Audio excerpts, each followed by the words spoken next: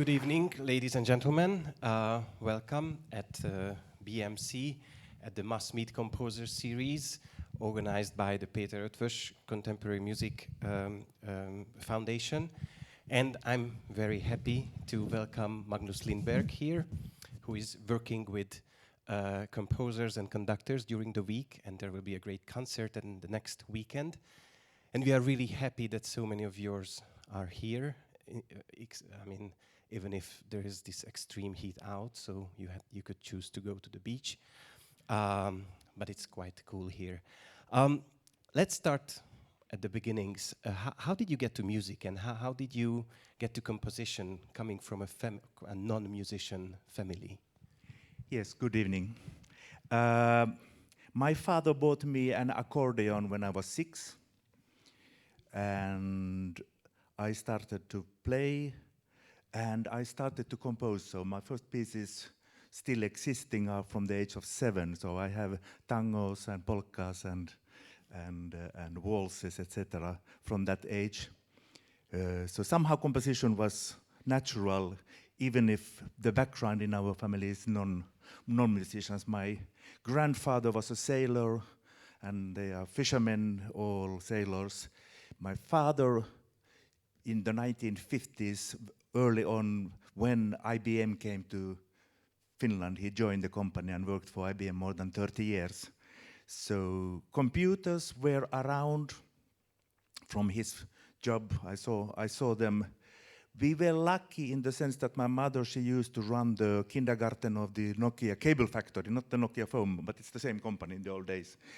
And she had a friend from Austria, Alexandra Emmerich, and her husband, who used to be the boss of the Atlas Copco, the big company. They had come to Finland after the Second World War, escaping through East Germany.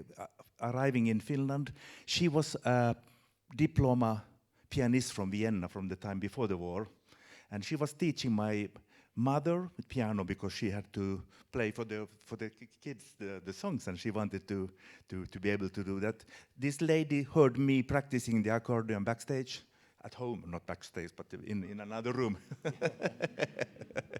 Not yet backstage, and said that no, we need to go from vertical to horizontal. So she started to teach me piano, and luckily, in Finland, the Sibelius Academy, which is still the only music academy in the country, they have a youth department. So while still in normal school, ordinary school, you can join the youth department and you get the best teachers because the professors are auskulting their students to teach young people. So I came to Sibelius Academy in 1973, so I was 15 years old, and by mere chance ended up in a theory class. We were fired 3 weeks later. Esa-Pekka Salonen, conductor, composer, friend of mine from those days. We were so besserwisser with not knowing nothing about music theory, but arguing. So our teacher said that these boys are not going to stay in his class. But I have a teacher who will take care of them. And this man, Risto Väisänen, a fantastic pianist and music theorist, he taught us during the 8 years I spent at the Sibelius Academy. We had every Saturday theory class with him, and we did it always on 2 pianos with normally 6 hands, but Esa-Pekka was not very quick on playing, so he preferred conducting. So we had always a team around repertoire music, and he early on got us interested in modern music. I mean, evidently Esa-Pekka came to the Sibelius Academy as horn player, and I came there as a piano player, and only later you were not allowed to study composition by some reason. I don't know why. In the youth department, you had to wait until you joined officially the school. And how did the official composition studies go for you? So you had great masters there, and then Was it a traditional composition curriculum which you followed, or so how does it work in Finland? Well, I was lucky, I must say, in the sense that I ended up with 4 different teachers there. I made a big scandal early on because they had put me with Rautavaara, Juhani Rautavaara, who was the professor then. And I liked him, of course, very much, but I insisted on being downgraded from the professor to Paavo Heininen, a composer who had grown up studying with Frank-Peter Zimmermann, Bernd Alois Zimmermann, Frank-Peter is the violinist, Bernd Alois Zimmermann in Köln. And he also studied with Vincent Persichetti at Juilliard School in the 1960s. And this composer, Heininen, fantastic composer who unfortunately died this year. But he had a method of teaching, and I joined that, and we had to do all. My first work for him was a snare drum solo piece, which I worked for 1 year with, and then at end of May I said that I'm not going to spend my summer anymore with this piece. But it was a lovely experience because we all concentrated on rhythm, only rhythm, but articulated rhythm. So pitch came later. So there was a method. I had another teacher, Einar Englund, composer you might have heard about. He was very popular during Second World War. His symphonies, especially Second, Third Symphony, he wrote 7 symphonies, all in all. He was considered sort of the continuation of he was the generation of Kokkonen, Erik Bergman, Einar Englund. He taught me orchestration, and he was very tough at that. Then there was yet another teacher, Osmo Lindeman, who was the pioneer of electronic music in Finland. So he had established his own studio already in the late 60s. And I did a 2-year class with him in electronic music, computer music. We didn't have any tools, no studio, no facilities. But we studied Fortran, the computer language. And because my father worked in IBM, he was very enthusiastic about seeing his boy sitting at home doing Fortran without a computer. So it got organized such that the beautiful, fantastic electronic music studio in Stockholm, EMS, Electronic Music Studios, Stockholm, famous place, one of the visionary computer music studios. Already we are going back to late 60s. I went there first time in 75. So I got finally to do electronic music. So while working piano, I belonged to Vivet Esa-Pekka because we sneezed into orchestra. So whenever the Helsinki orchestras needed assistance for piano parts in contemporary music, those days they didn't still have someone recruited for it. I always tried to get the gigs. So I got to play a lot of the contemporary music, classical music, and composition was always around. And then late teenage, big struggle when practicing. I wanted to compose. When compose, I thought that I need to practice, and gradually composition won. So I graduated Sibelius Academy in 1981, and then I moved away. A couple of years after your graduation, you composed your first really big piece, Kraft. Would you please explain how did you get to the idea to use this immense force, and what is behind the idea of this piece? Yeah, it's a long story in the sense that it was commissioned in 1983 by the Helsinki Festival as a piano concerto. And I started to conceptualize what to do with the piano concerto. I moved to Berlin in 1984, and by mere chance, totally mere chance, the apartment where I ended up, which is just next door to Schaubühne on Kurfürstendamm, the lady who moved out, I stayed with another lady. I had a friend who knew this other girl, to make it simple. we were not a couple, but we shared the house. The lady who moved out was Nina Hagen. And because this friend with whom I shared the apartment, she was the bartender at the Jungle, which used to be the most fancy nightclub in Berlin, just the Nürnbergstraße behind KaDeWe. I had no money. I was alone living in Berlin, supposed to write a piano concerto, but I had free access to this club. So I normally at 2 o'clock in the morning, 3 o'clock in the morning, that was the time when people started to go there. I had free drinks, and they gave me always a sandwich. So I ended up there quite often. And the music they played there was amazing, because they had a Senegalese DJ at the time, and he knew that I was interested in music. So all of a sudden, in between the pop music they played there, he put on Stockhausen, and everybody continued. Contact was perfect for dancing. People were just going wild. And there was a rather famous pop group those days in Berlin, still existing, Einstürzende Neubauten.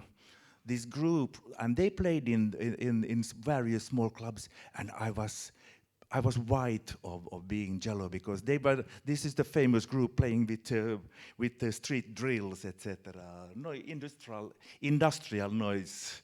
1980s in Berlin was very active in terms of the alternative music then. So I listened to this and I thought that this is crazy, but piano concerto, I don't want to write a piano concerto. So I started to, in 1980, we had together with Esa-Pekka Salonen and other musicians, you might know the name of Anssi Karttunen, the cellist, for whom I wrote a small piece you just heard. When he turned 50, he asked 30 of his composer friends to write a mystery variation. And I think he ended up with 29 written pieces, among them this Giuseppe Colombi. The original piece of that is the first written solo piece for cello. That's another story. Anyhow, and how did you get to use these industrial sounds in the concert hall and with the symphony orchestra? So we had established with my friends an ensemble called the Toimi Ensemble, and we played typically strange music. Very much must be told as continuation of my list of composers who influenced me as teachers. Leaving Sibelius Academy 81, I ended up with 2 composers in Paris, where I moved, Vinko Globokar and Gérard Grisset. We can talk about that perhaps later, but anyhow, Vinko had the New Phonic Art, which was a group where they improvised and played their own music. And we very much did this, as Pekka wrote for our ensemble. So I brought in the ensemble for Kraft, so ended up with cello, clarinet, a lot of percussion, piano, but also I wanted to use the space. I was one of the early on big influences for me in contemporary music, apart from the more classical 20th century music, was and is Stockhausen. The way I had been playing quite often the conductor with percussion piano, and the way Stocki, if I may say, used space was absolutely fabulous. And as I was interested in both electronic music and the spatial elements, Kraft became a concerto, or whatever you want to call it, where the soloists are amplified and the sound is moving around. But I went further. Then I decided to build stations in the hall. So you have 6 different stations where the soloists go during performance. And I ended up by sending out parts of the orchestra also. All this happening in August. The premiere was in early September, and I was young, and of course you are not so. I was just anxious about getting the piece done, so I had forgotten to tell the festival director that it's not going to be a piano concerto.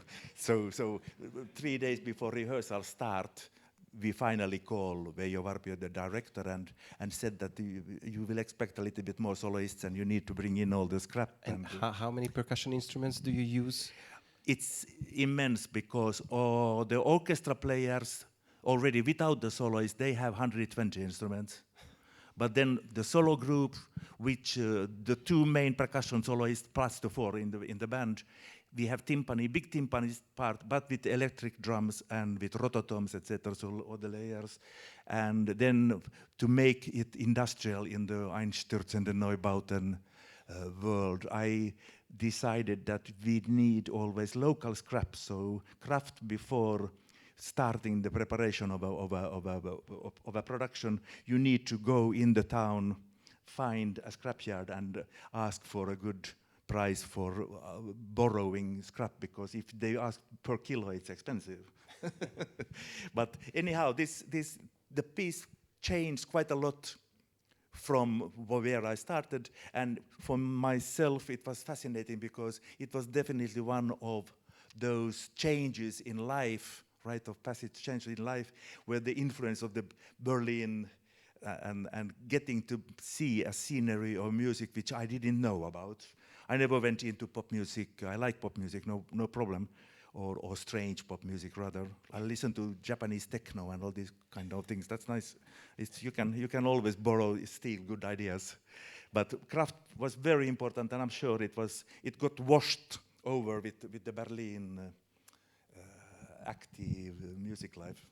There might be some in the audience who never listen to the piece, so let us listen a short excerpt from we will listen to the very end of the piece, the end of the second movement. And one disclaimer, it will start very softly and it will be really loud at the end.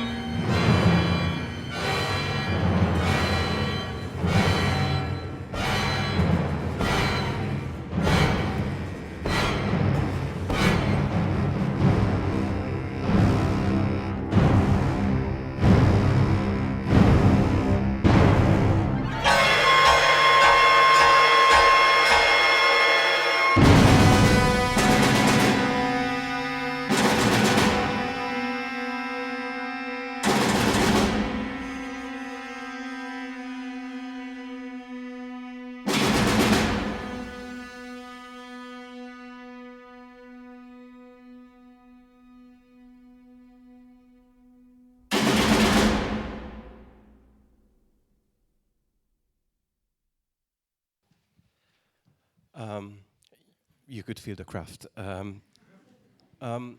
I just finished reading a wonderful biography of about Keith Jarrett, the great jazz pianist. And there was a wonderful idea about the relationship of improvisation and composition. Jarrett, of course, is or was one of the greatest improvisers ever. And the writer says that improvisation is the fastest way of composing. And then he quotes Wolfgang Grimm, the German composer, who says, no, it's vice versa. Composition is the slowest form of improvisation. What do you think? On which part do you stand? First of all, I've been improvising, so we have done, and I still do it today. We have, together with Anssi Kartonen, the cellist I mentioned, we have been doing for many years recitals. Our ensemble is called Dos Coyotes, so two coyotes. and we play mainly my music, but we have got the permission of arranging like Pulcinella, Stravinsky movements that you are not allowed to do, but etc. So we do a recital, and normally if we have any luck with the recital, we make the encores as I'm improvising.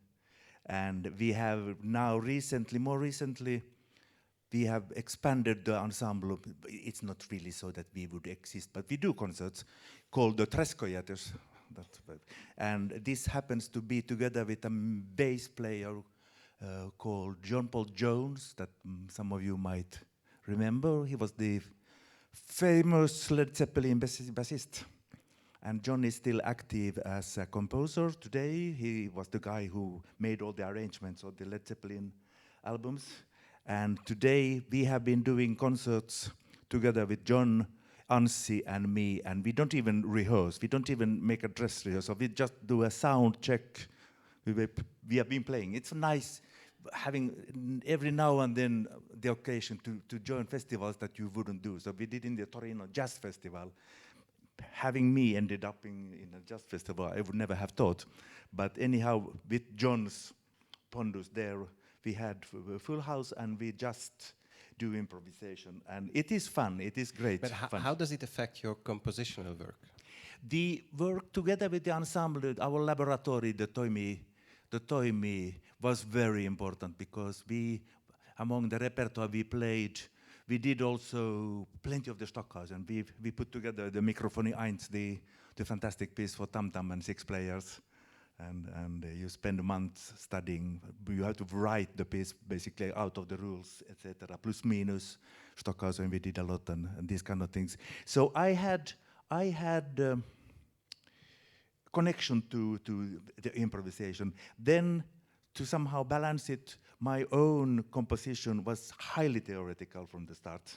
It's just as an anecdote, I must tell you about a woodwind quintet that I started to work on, but I never managed to finish it because the calculation was 3,600 matrices of material, and it took me with the system. I was very much into Xenakis, that's the music I liked in those days and like very much today, but also the more strange American computer music, Learen Hiller and many of so really theoretical. The woodwind quintet took me 1 month to calculate the first bar of the flute part, so I would probably still sit and work on that work. So early on, and we are speaking about late 70s, I bought the Apple II computer the day it came out. And I started to program and worked with systems. So just as a quick reference to craft, it took me 1 year in 83. I spent 83, 84, 85, more than 2 years with the work. It took me 1 year to write a program with the Apple II that allowed me to work rhythms so that it would, no matter what kind of logarithmic time schedules I would do, the final result would come out in printed metric notation. Things you have today on the laptops, it's all there. But in those days, it was not there. So I had to do the program myself. But I was always... But do you still compose that way? So you count and you make calculations? Or it has changed. It has changed, but even if the music of today is quite different from what you just heard, somehow the roots, I consider them being the same. I joined IRCAM in 1986. I had been living in Paris some years already, studying with Vinko Globokar, I said, and with Gérard Griset, and then living as a free composer. But then fortunately, Jean-Baptiste Barrière, then the artistic director in IRCAM, and with the wonderful Issei ensemble and the time with Peter, we have worked together. First concert Peter did with my music goes back to 1983 in Théâtre du Rond-Point in Paris. So we have 40 years of I have 40 years of privilege to have known Peter, which is fantastic. The computer is still around. 86, when I joined IRCAM, the big thing was doing sound and sound transformation, etc. And I said that I'm not at time being into that, but I want to do some theoretical thing. And I started to work in another computer language that I had gone to study, understand, not the simplest one, but actually the second oldest computer language is existing, which is Lisp. And Lisp was founded already in 1958 by Joe McCarthy in Massachusetts MIT school. Fortran is the oldest Fortran is the oldest computer language. Before that, you had to be just counting hexadecimals. But with Lisp, I started to work on organizing harmonies. Craft was definitely built around time and time structures. Pitch was sort of a side effect of them. I needed pitches. Everything is notated precisely, but pitch was not under construction for me so much. So with arriving to IRCAM, I wrote a piece for ensemble and electronics, because that was part of the festival. But it was all based on calculating harmonies with Lisp. And a few years later, I wrote a big orchestra piece, Kinetics, where I also applied the wisdom I had got from Gérard Griset, who was the spectral music. These, you might know composers like Tristan Murail and Gérard and Hugues Dufour. They conceptualized their harmony based on acoustical sound, so overtones. Whenever we play an instrument, there is always a complex spectra of combinations of tones. I brought this into my language by mapping. I grew up with strict 12-tone music, so I'm still, even if my music today can sound amazingly tonal, etc. I like to use those elements because I don't see why I wouldn't be able to use the tonal chords. They sound wonderfully, and you can still do something with them. But I am still very worried if I don't all the time know where all the 12 notes are. So they need to be around. I managed to create a language over the years where I skip the micro-interval notation. I'm a pianist, so I don't see them on my piano. I feel uncomfortable with the micro-intervals. I like them, and I like the sound of them.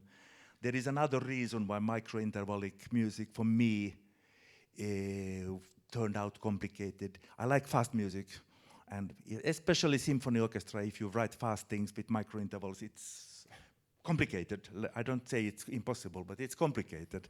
So what I've done, I've sort of flattened out the notated micro-interval world, but it's inside the music. So how the structures, the rigid constructed harmony, on top of that there is this spectral element, and I blend them, but the final outcome is well-tempered with the 12. I'm fine with that. And the next piece we are going to listen to is Related Rocks, we will listen to the end, which is quite fast. It's for 2 pianos and percussion. Was there a direct influence of Bartók? Because the 2 percussion and 2 pianos, the first association of course, is the sonata of Béla Bartók. Of course, definitely. I had written a piece in IRCAM, late 80s, Joy, which Peter recorded. So I wonder if there is a and you can check the score of Mr. Ötvös there. And that piece was for the Ensemble Intercontemporain, but very important two percussion players, very important acoustic piano, and then digital piano, and that was piloting all the sounds that we had done on the computers in IRCAM, so sampling sounds. I wanted, having had the occasion in the mid-90s to Laurent Bell, then the director of IRCAM, proposed me to write something, and I said that I have been waiting for a long time to write something for two pianos, two percussion. I mean, the Bartók Sonata is one of my long, all-time favorite pieces. I mean, all of him, but that piece is particular also. I wanted to do this, and the setup was really how to make a bridge from piano to the percussion, and the material I brought with me to IRCAM was, it's a story, but it's a true story. I had bought an old grand piano to the summer place in Finland, where I, as a teenager, practiced, and the instrument was in a space where there was no heating in wintertime, so it had gone in a bad shape. So a sound engineer, a friend of mine, before going to IRCAM to work, I asked him that, would you join me for some days in the countryside? We are going to demolish the piano. So we had the velvets and we had the motor saws, and we destroyed the piano by recording it.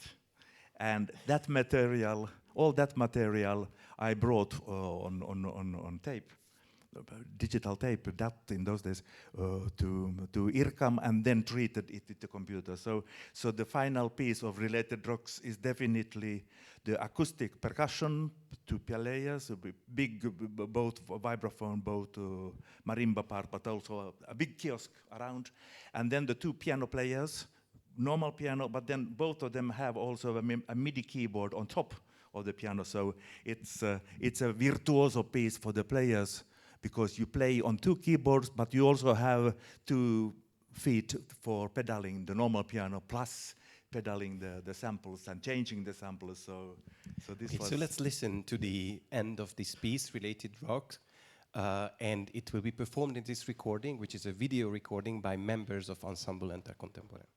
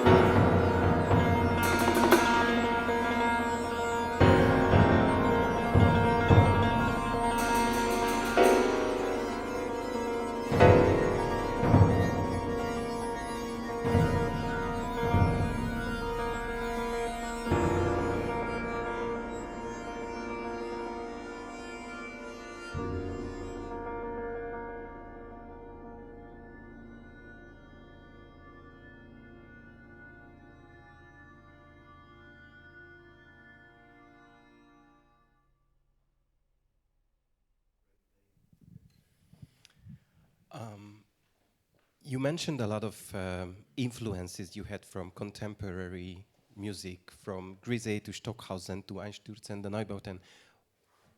With Bartók, we step a bit back into the past, but what is your relationship to the great tradition?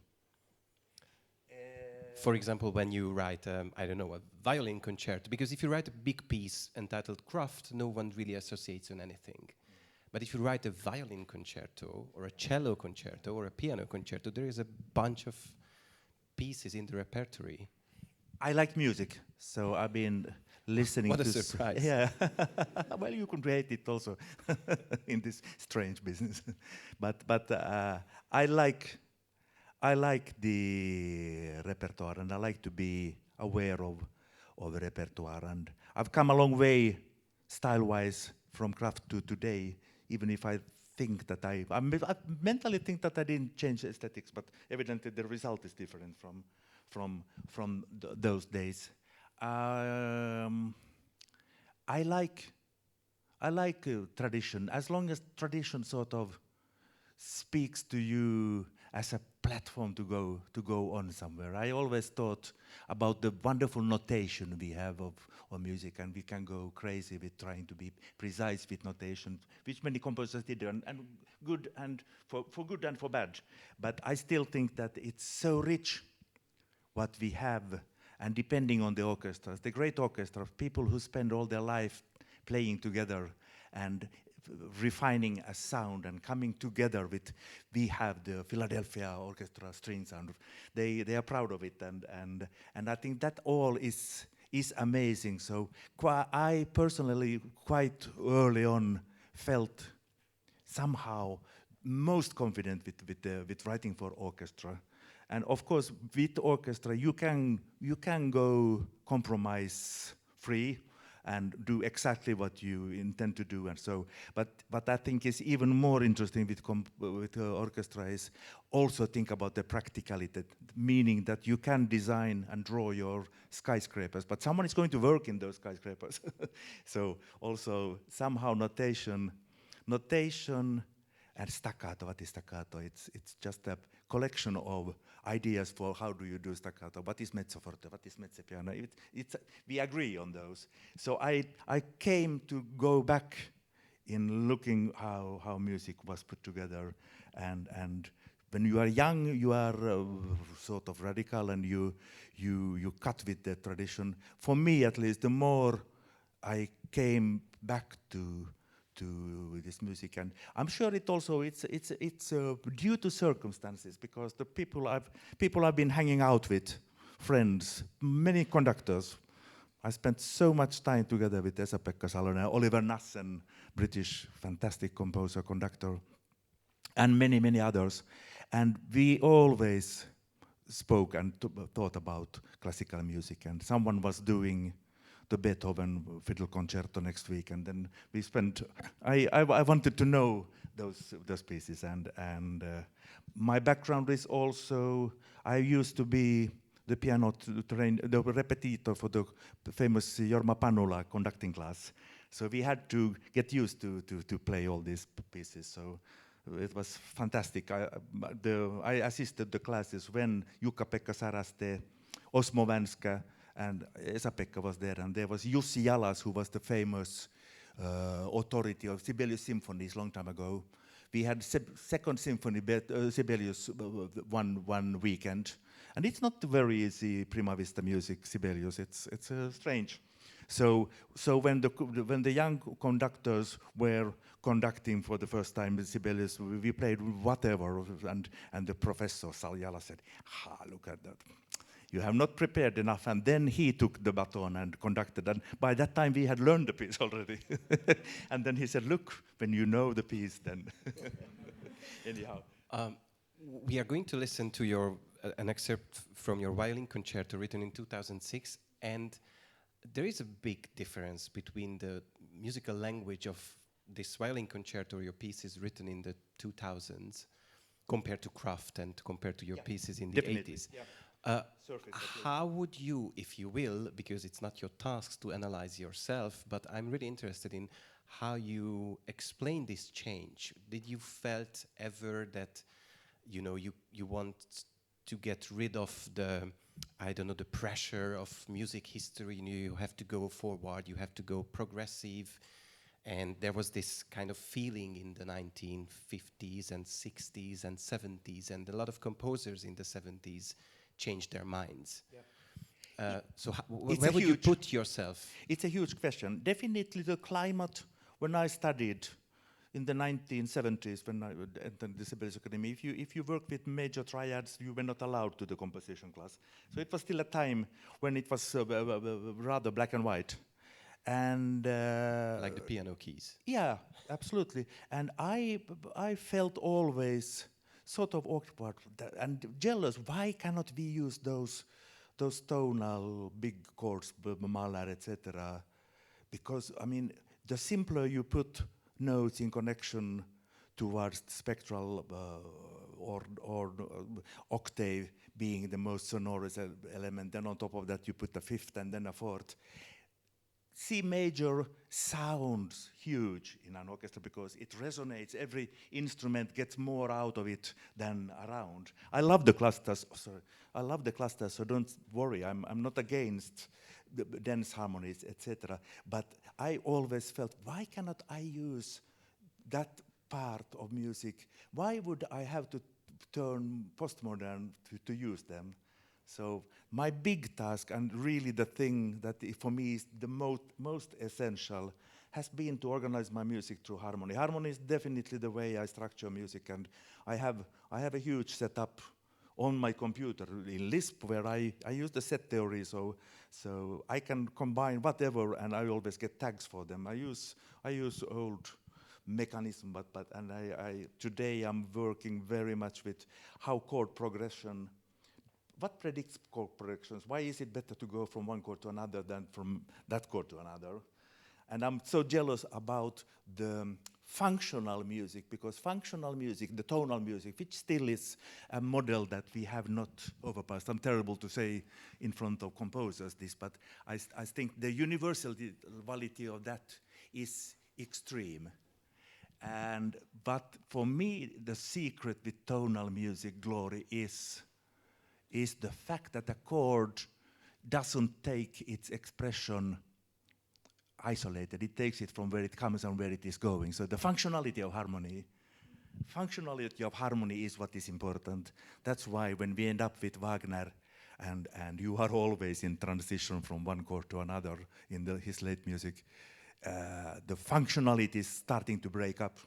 I wanted to come to music over years after having left the harmonic world of Kraft. I couldn't continue with that. I mean, there are big chords. The opening chord of Kraft is like 70 notes, and it's nice, no problem.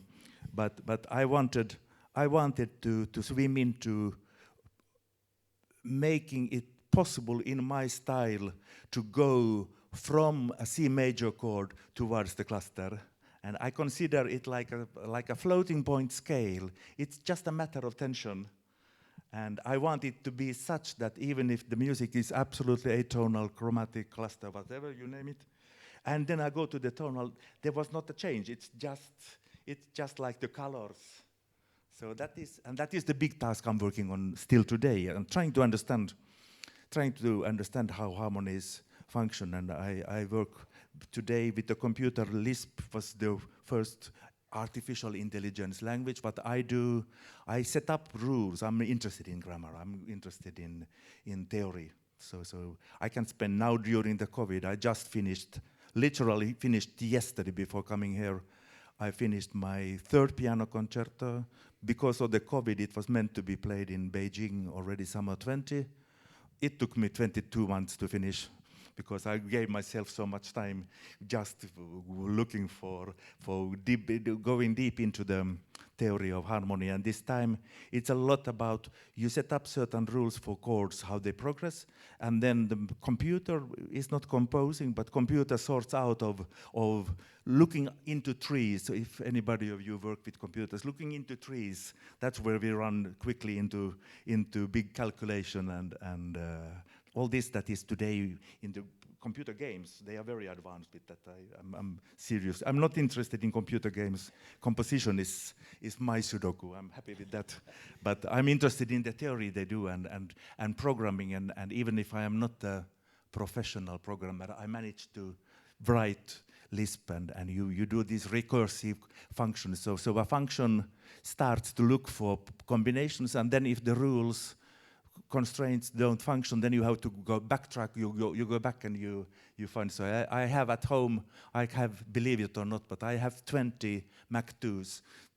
All of them are not functioning, but you cannot buy those. So if something breaks down somewhere, I get them to run. And typically, when they work for me, producing material, the computers, I keep them running for weeks because the big search trees are so dense that, I mean, it's the typical problem of mathematics. 10 raised to 17, 10 raised to 12 is okay. But when we go to 10 raised to the power of to 21, we are close to the particles in universe. 10 raised to 25 is impossible. And these kind of mathematics, typically a language like Lisp, you sort it. It's like today with the new way of working with computers, we are going towards this. This all was something that is fascinated. So, I see you panic now. I'm going too far away. I don't panic. Grammar, theory. That is what is my. That is my everyday life, and on top of that, then it's nice to sometimes do improvisation and.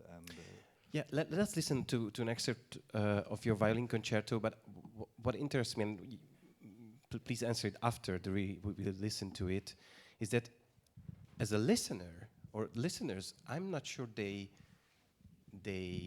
can feel this kind of computerized brain behind these pieces. So let us listen now. To the violin concerto from 2006.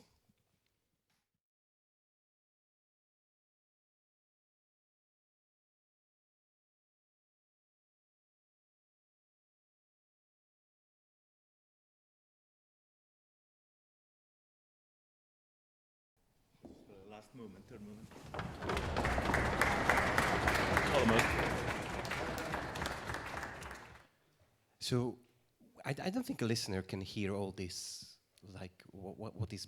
Yeah, no, it's not meant. I mean, I consider it's like a modern car. You know that it will run, but you don't need to. If I open a modern car engine, there is no engine anymore. There is a computer, and we in Finland, people like. I always had old cars, and I think it was Peter who said that you don't like to listen to music in car. I had the same because I want to hear the motor. But we used to have all new cars. You cannot really hear it because they're so soft. Yeah, and they will soon take you to a place that you even don't want to go to. So it's a different thing. But I think really I need to know. I need to sort out the material, and I need to have a theoretical background to it, and I just thought for fun I could show you. This is not, we are not digging into it, but very typically I happen to have it with me. So very typically before I start to compose, this is falling a piece apart now. I do a lot of work by hand. This is the harmonic chart for the piano concerto. So I spend a lot of time working on it. Never mind. But it happened to be here. I need to have a sort of rather rigid structure concept behind. Then I go against it, and typically I'm the kind of composer overproducing material in my pieces. So in the early days, I would design a piece pretty much from beginning towards the end and see how to get there. Today, I work all over the place, so basically very close to deadlines. I'm always late with deadlines. I think we composers tend to be. The things float around, so I come back to, I don't have, typically of today or even very often the last thing I write is the opening of a piece. So I'm not chronological in it. And for me, it's a learning process, and that keeps the everyday routine interesting that you try to learn the material. And out of the suggestions the computer give, I get typically on paper plenty of material. I start to familiarize myself with them, and I find the computer helps me. It's not composing, because the same practical things could be done without the computer, but it comes up with solutions that I wouldn't have done myself, and I'm sort of interested in seeing what can be done with that. So I make it sound very theoretical, but I have a theoretical sort of approach to it, but then the longer I spend with a piece, and that's why it takes more time nowadays to compose than earlier, in times of weeks or months, it's you start to feel when the material is such that you can play around with it, and then I go improvising. I can do big decisions at a very late stage. No, I just Saturday I run into pressure yesterday coming here, because on Saturday morning I decided the end of first movement is not the one I wanted, so I decided to go for an older one that I had done a long time ago, and go back to it and see to find a combination of them. So I think that organic, Rautavaara always spoke about material being organic, and his role would be to be the gardener. You plant your plants and you give them substral. I give my compositions hopefully substral, but then you cut them and make sure that the plants grow in an optional and to get there, I think I would like to be intuitive. I feel when things get right, and I start. And that process I'm not so interested in controlling. So for me, control is early on, and then I allow myself freedom. I couldn't start from freedom. That doesn't exist for me. And what do you think about music being an expression of emotions? I'm asking you this question because one genre is missing from your output, which is and was always in the classical repertoire very popular, opera. And vocal music is not that prominent in your output. Yeah, it's a long question. It's my teacher always, Paavo Heininen, said when I left him in '81, I said, I'm not coming back anymore in the autumn. I want to finish school now and go to Paris. And he said, okay, fine, we'll make sure you get your diploma out. But we should have done the vocal music, he said. And I'm saying, I'm sorry, I'm not staying with you anymore. And ending up in the hands of Globocar didn't help me very much with vocal music, in those days at least. No, it was I like vocal music a lot, and as I said, I worked even in the opera. 1991, when Bernard Foucroul took over Théâtre de la Monnaie in Brussels, his first commission was to pair Purcell's Dido and Aeneas with a modern opera on the same stories. And I got involved with the production, and we had a team, and we started to work on it. Half a year later, I had to make the terrible call to Bernard, saying that I'm not ready. This doesn't function. I cannot continue because I feel unconfident in what I can produce for you. And now, 31 years on, I've been constantly thinking about opera. I know more or less what I don't want to do now. My wife is a playwright, and she has now got, it's funny because she has got involved with writing librettos to composers, and those composers are composers younger than me, so they were my students, so I taught them the composition over the years. Now they write operas, and my wife writes the libretto, so I'm sneezing in and learning, trying to learn all the secrets about libretto writing, and I hope there would be occasion for me to write an opera. I love opera, and I love contemporary opera. It's fantastic when it functions. It can be terrible contemporary opera can be terrible also. We all know about that. Old opera can be terrible too. Absolutely. but if given the chance, I would love to touch ground with opera one day. So let's call it not a finalized chapter yet. But you composed a piece in 2014, Accused, which not in concept, but in sound, is pretty close to what we call an opera. And maybe there are, I mean, I can imagine composers who would write a piece like this and they would call it an opera, which would be a very strange type of opera. Could you please explain a bit the concept of this piece? Yes, this was a piece written for being a large piece for soprano orchestra, Barbara Hannigan and the London Philharmonic. And I spent a long time figuring out what texts I wanted to use, and felt that this was not the piece to be written on beautiful lyrical existing poems. That's absolutely fine, no worries at all. But this time I wanted to do something more sort of intricate, and finally ended up doing, this is a 40-minute piece, so it is a small opera in a sense for a soprano, but they are from three different epochs, protocols from trials. So we have the first one is from the French Revolution, a lady who opposes the monarchy and ends up in jail rest of her life. Then the second one is from the Stasi time in East Germany. A man is accused for having had copies of Die Stern and giving them to friends. And why are you distributing Western propaganda in East Berlin?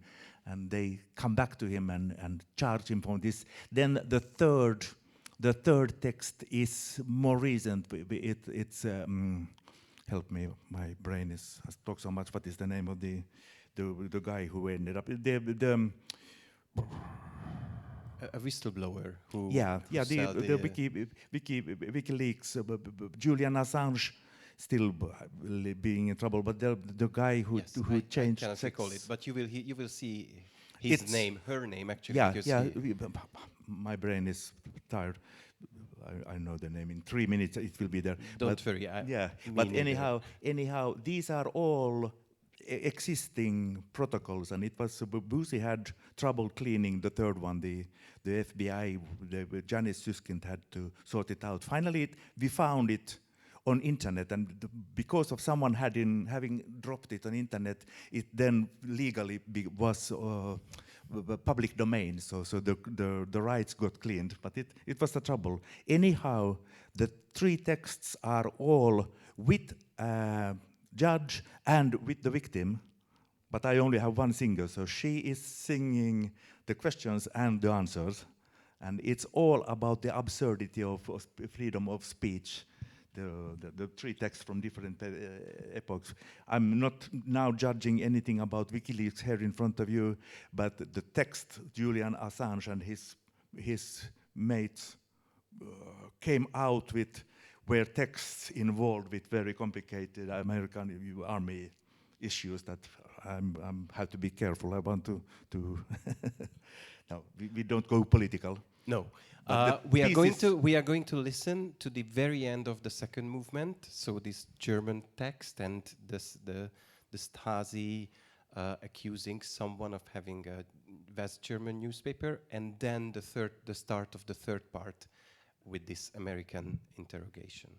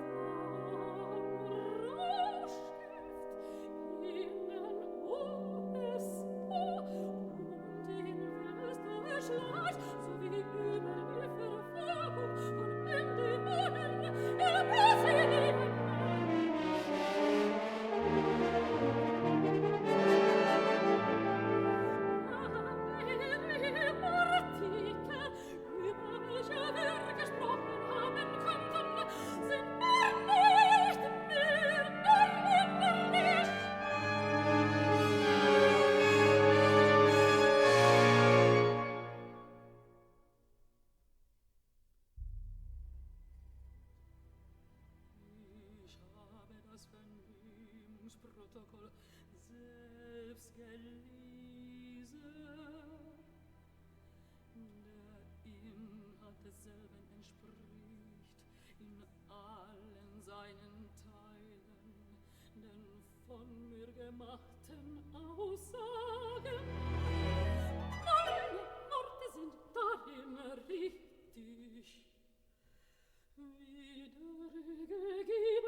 Wiedergegeben,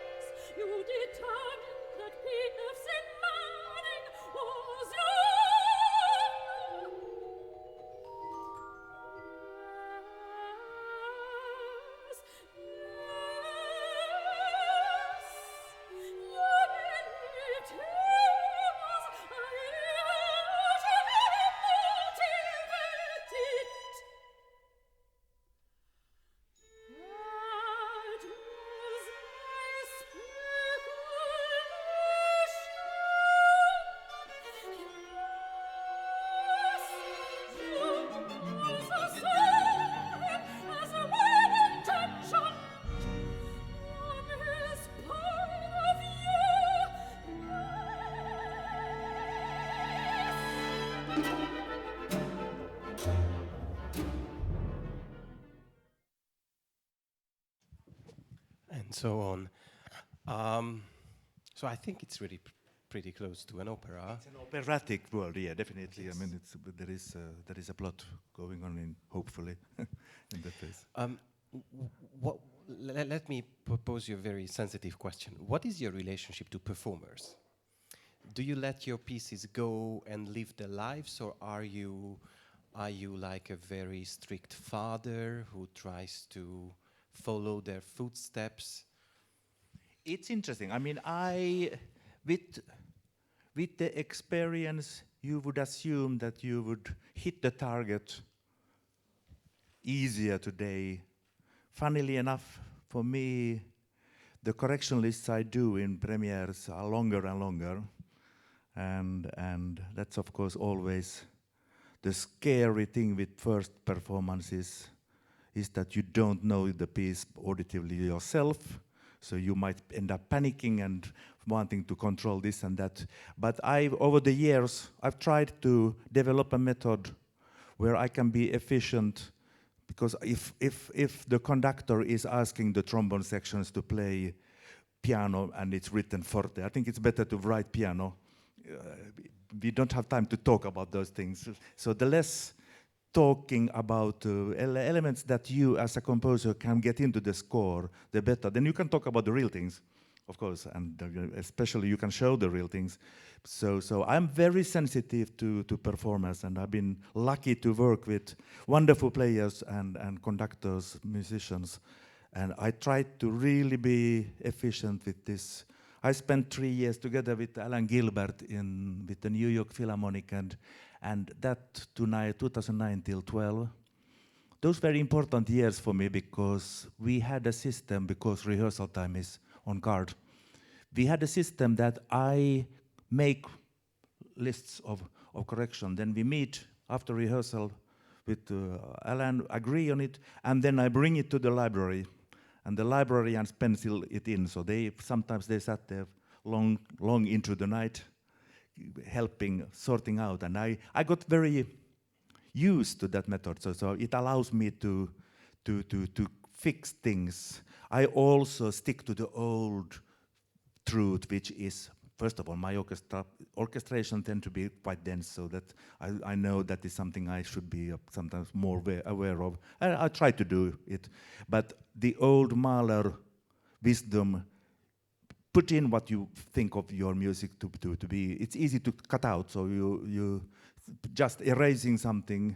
We don't need too much percussion here, just skip it, and they are almost angry because I practice this place and why cannot I play it? But that's the price.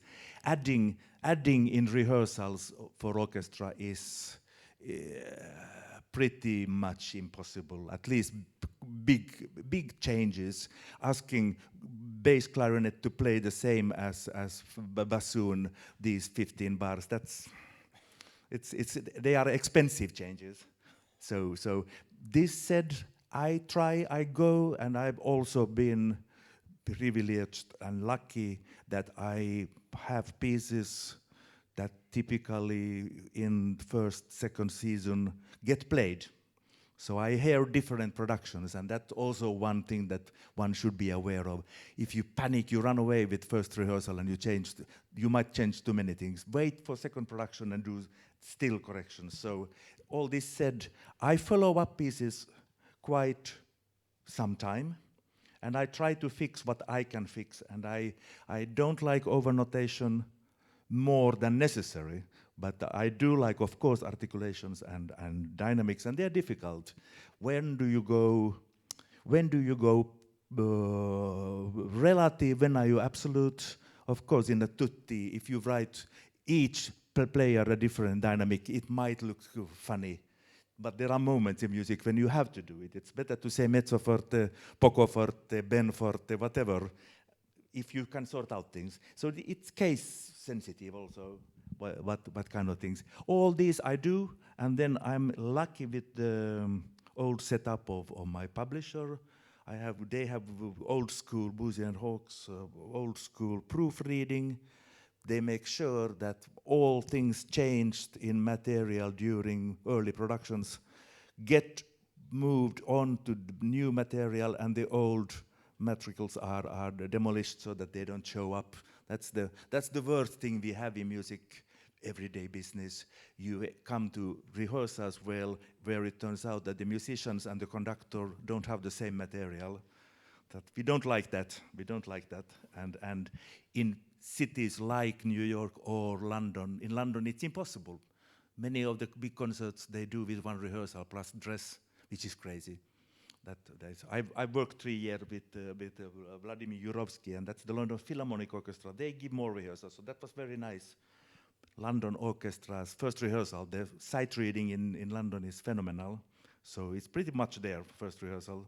So if they have then the chance to do more rehearsals, it's fun. So I've been trying to be very sensitive. Then, of course, also for me, it was always important the fact that the scores come out printed. We were speaking earlier today.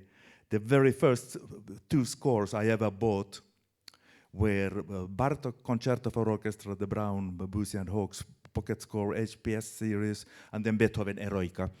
The Bartók I still have, and for Sting was asked in a CNN interview some years ago, what has been the most single important day in your musical life? And I remember it because it was so funny. He said, I was a young musician and I heard my first piece on radio.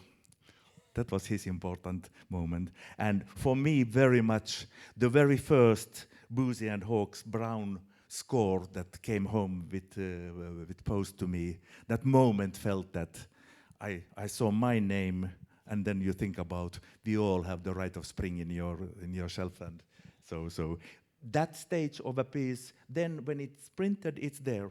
It's impossible to get rid of all misprints, so some small things show up, but then I'm not in charge of it anymore. I work with conductors. This is for us here now also. I tend not to comment on tempi in performance because I stick to metronome writings. So if someone, like with Alan or like with Hannu, they take freedom in certain tempi, I wouldn't say it's too slow or whatever, because there is a written metronome marking. The conductor, I believe there is a reason for doing something out of my system. Yet on tempo, the tempo scale, I very much belong to the school of metric modulation things, so tempos are linked together. So going from one tempo to another is mathematical. The triplet becomes the quadruplet kind of business. So if someone makes a section considerably slower than I provide, then I'm always looking, what is going to be next tempo? Because I want those to be locked together. So but it's funny, but I think as composer, you can control and you should control, of course, as long as things are not done as you want them to be done. But then comes the moment when you can leave them behind and look forward, or try to look forward at least. Okay, thank you very much for this discussion.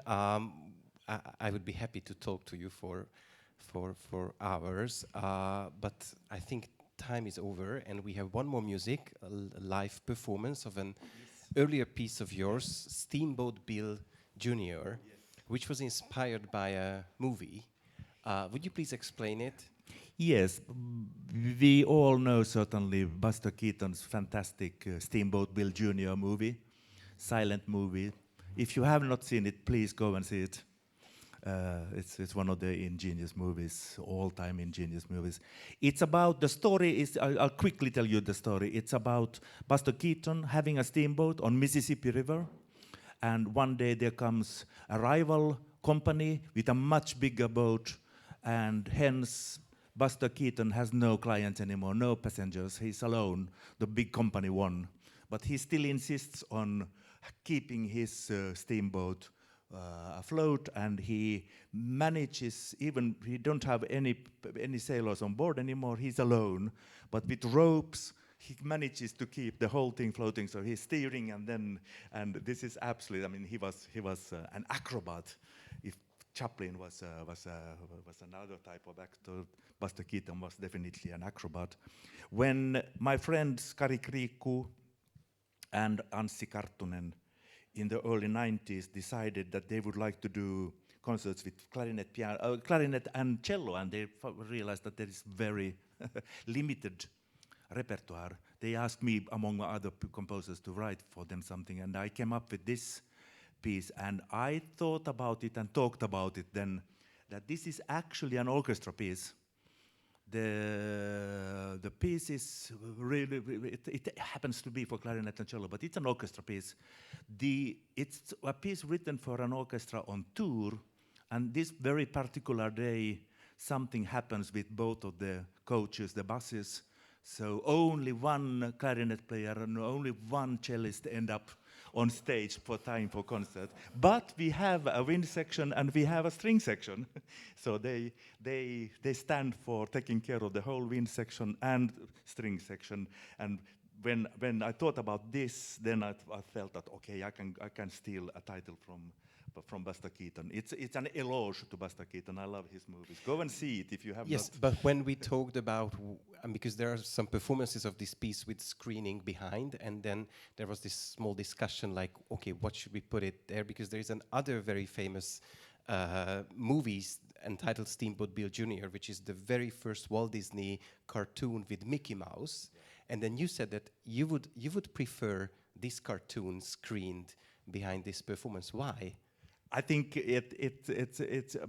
I don't. Buster Keaton is so perfect, and because of it being silent movie, it's too much. I think the fact that Disney did the Steamboat Bill Jr. and it's an amazing movie. I think that I'm not hopefully not destroying him. I just love those cartoons. Okay, so let us now listen to Steamboat Bill Jr., Magnus Lindberg's piece, and you will watch on the screen the Steamboat Bill Jr. by Walt Disney from 1928.